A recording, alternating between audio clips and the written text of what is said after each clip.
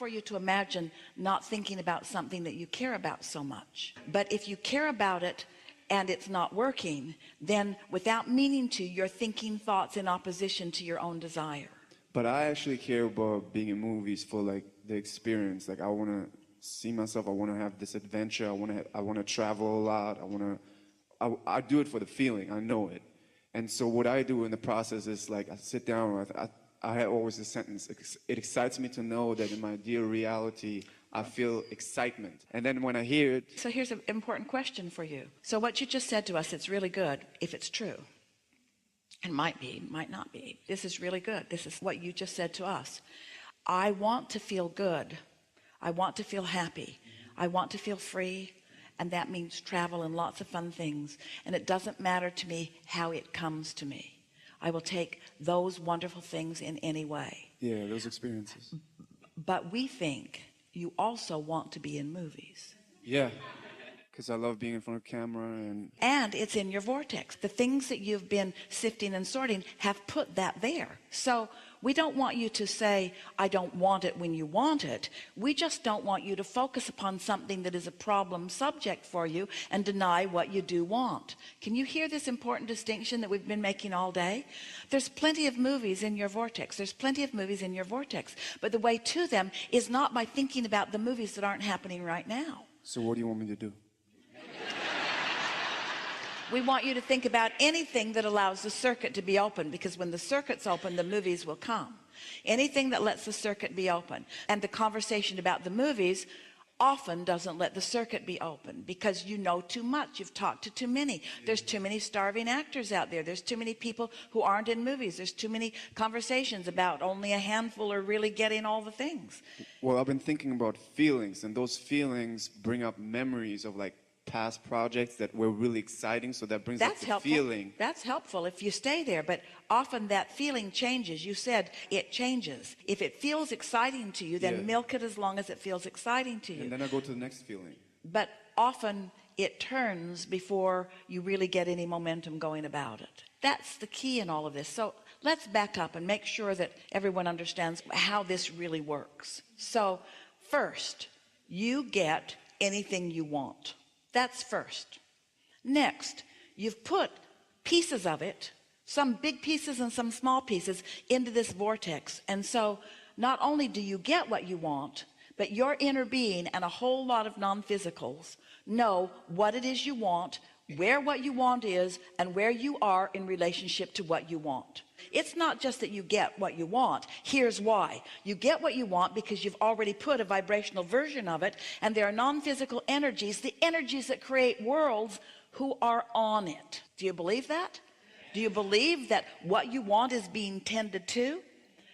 What you want is more than the individual pieces that you put in, because what you want has gathered together with those individual pieces. Law of attraction has been shining on this vibrational version of it, and it has become more even than the individual pieces that you put there, and it's calling you all the time.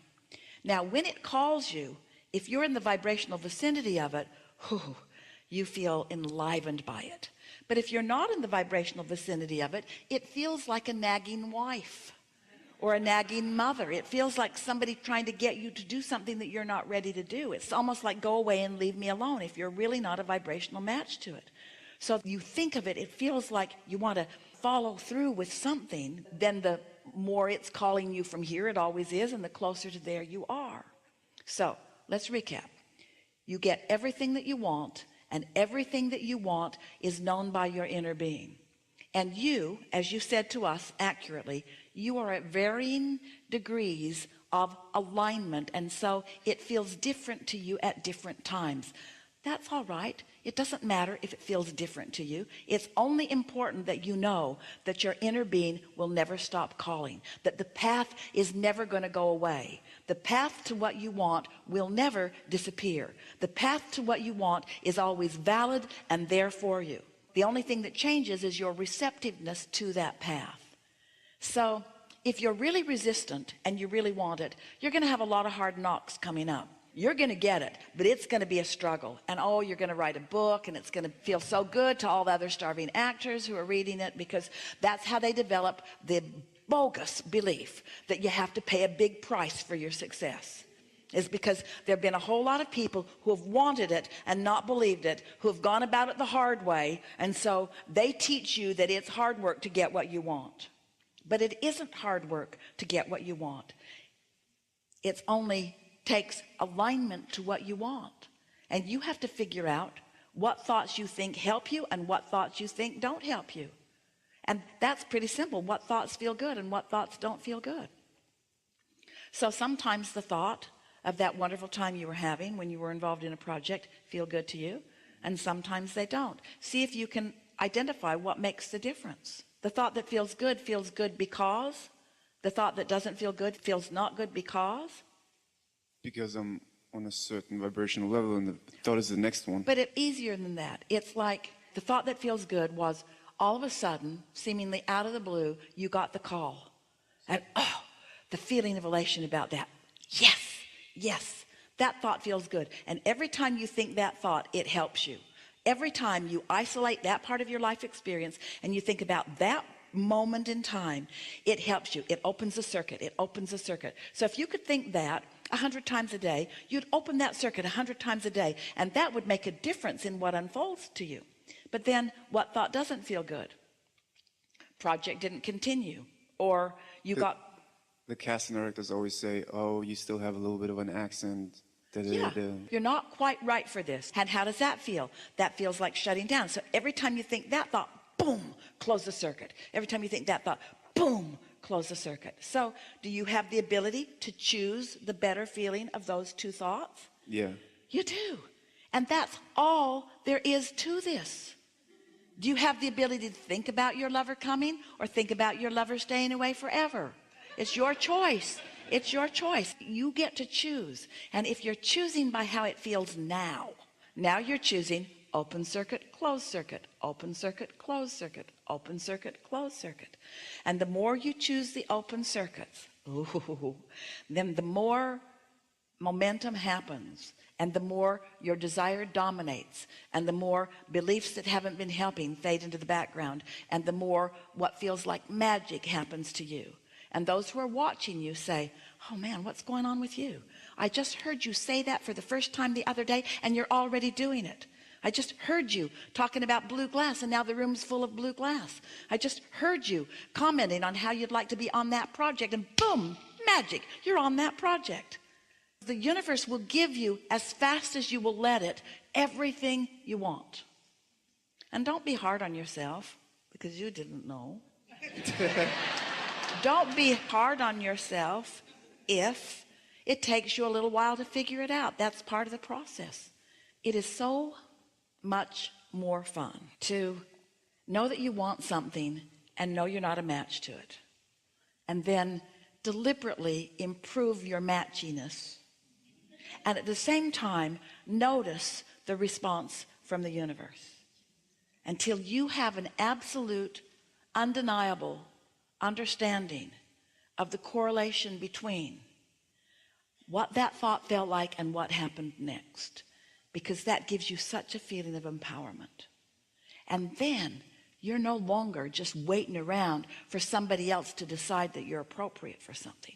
You decide that you are, and you line up with it, and then you watch them come to you because you decided it.